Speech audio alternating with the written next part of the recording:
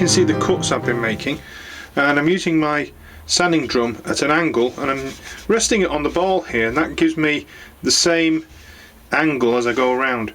Because the wall thickness isn't equal, I've actually allowed it to get thicker as I've come up, then you get this flaring effect, which is quite nice, which is what I was after. So I'm just going to continue now and do a few of these, and you can see how I do that.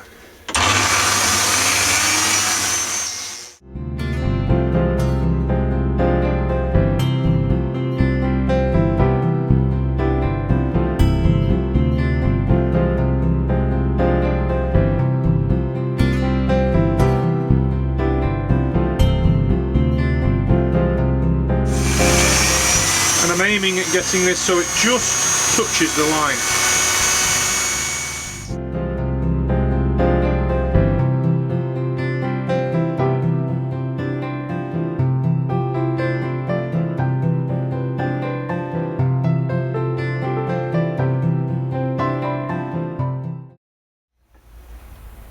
So now you can see that I've used the large sanding drum that I used here just to start here on the marks that I've made earlier. And what I'm going to do is I'm now going to switch to a small sanding drum, and with this I'll continue down here and extend these cuts down.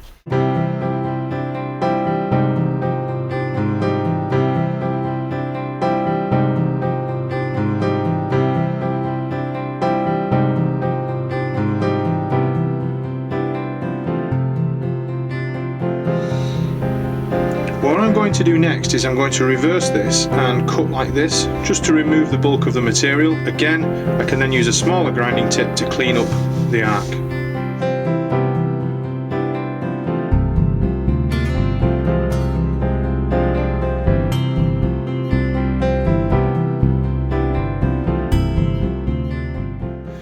So now I'm going to use this grinding tip, which is again one of these diamond coated things, just to cut that, and it should cut fairly easy because it's quite thin, but again it does get thicker as it comes up here, so I've got to take my time and be patient with it.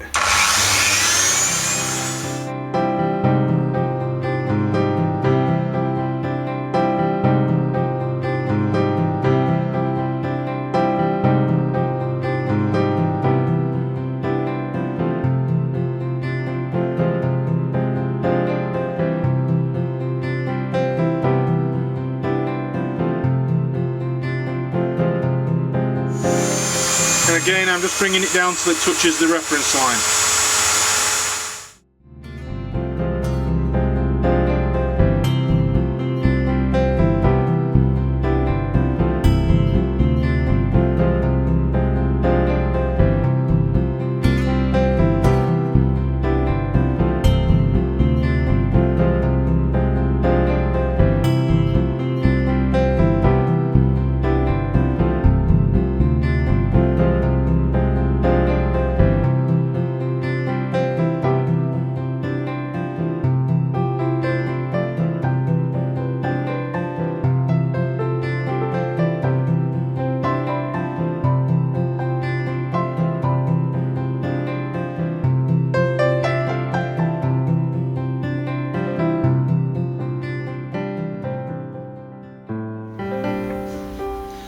Okay, so I've now finished grinding this. You can see the burrs are still there. I'll run some fine sandpaper on the back of that later.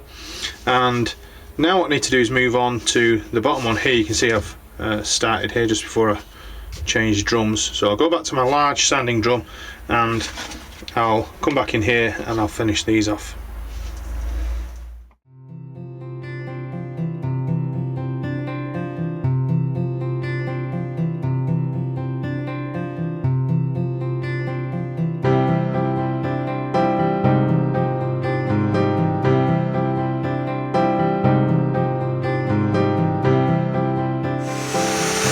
Again, I'm taking it just to the line.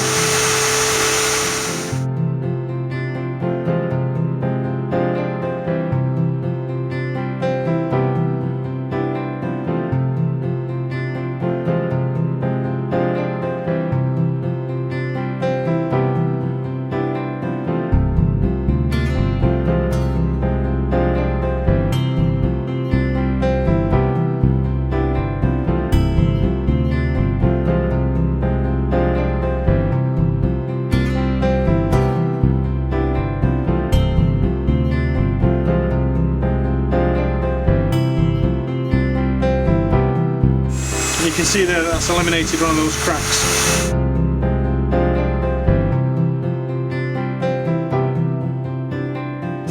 Let's clean these up. These are going to be very delicate, so I've got to be very careful with those.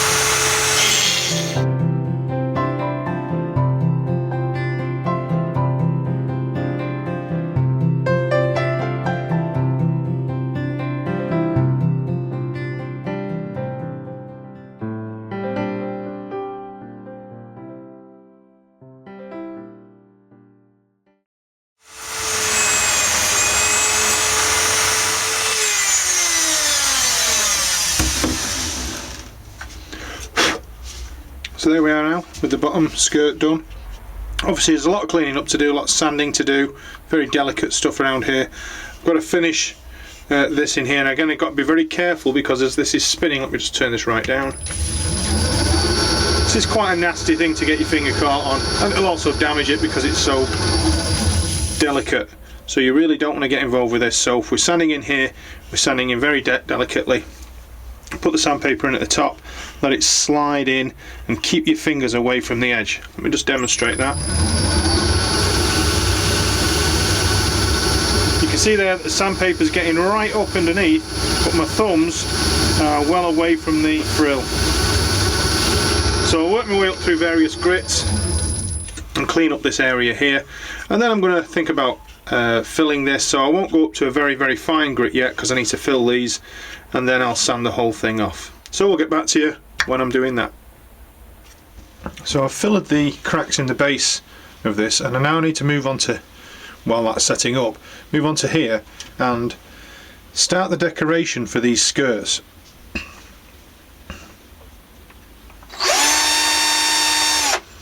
I'm just drilling a 1mm hole carefully in the tip of each one as a reference point to then carry on the decoration from there.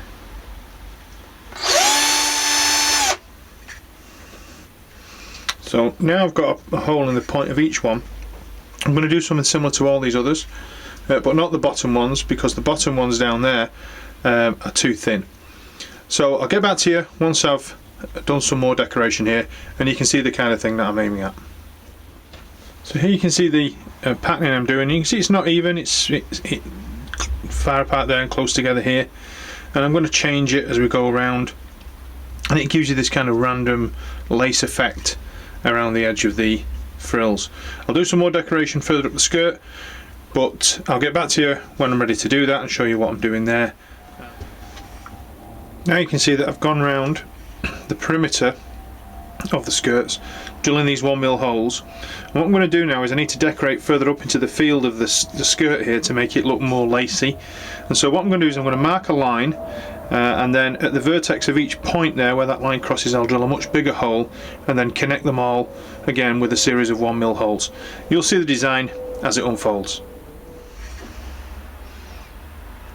I'm just touching my pencil on the point of the cut where I had that line earlier, just to give a small line. It'll get sanded away, and then at the point of each one of these is where I'm going to drill a bigger hole again to give me an effect of lace.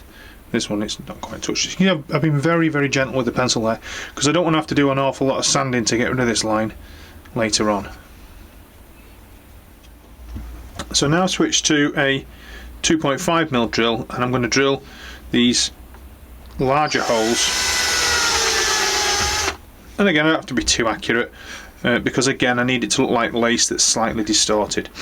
So I'm going to work my way around now, and I'm going to pick out these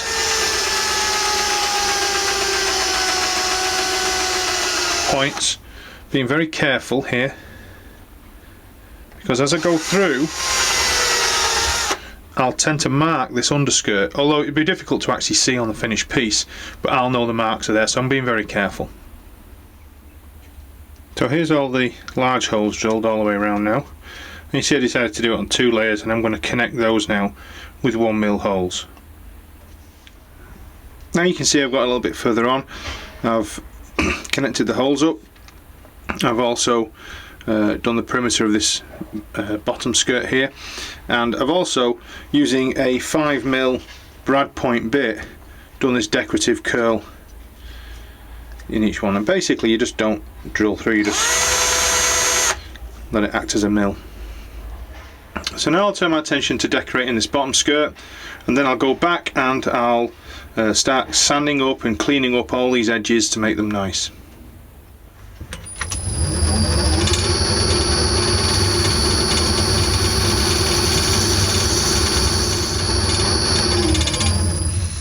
Again, I'm laying the sanding paper on quite a long way, so there's no edges, there's no sharp corners for any of these frills to catch on.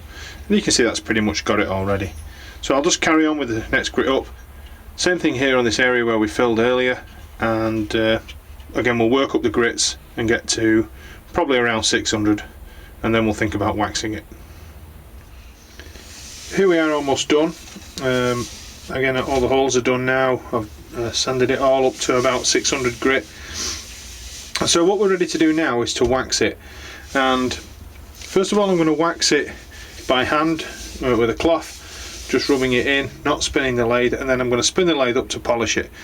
Now you can see that I've got wax in all these holes. Most of them I may have to go back and do a little bit more waxing later on. But you can see I put wax on the stem here. The temperature in the shed at the moment is about 5 degrees C, so it's not particularly warm, hence the wax is quite stiff. So one of the things that I've got to cope with now is the fact that the wax is blocking a lot of these holes up. And the way I get around that is to use a heat gun. Usually for stripping wallpaper, I have it on its lowest setting, and I just melt the wax into all these holes and into the surface before I even go anywhere near it for polishing. So let's just do a little bit of that.